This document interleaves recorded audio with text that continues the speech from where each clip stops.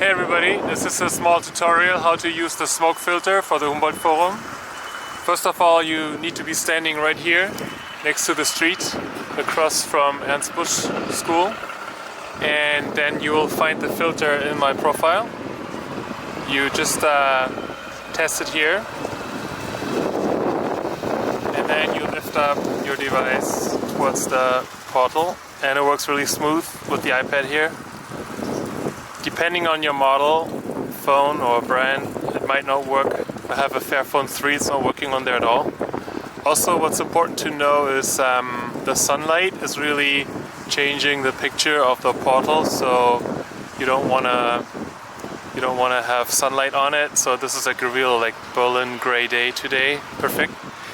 The filter drops out like when you take your device down and you take it up again. It's not showing anymore. That's like a little bug.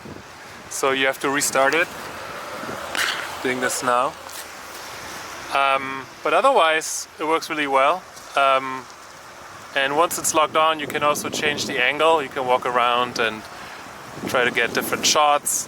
For some people, it also works from different angles right away, but best way is to be in the center here. Okay, that's it. Have fun.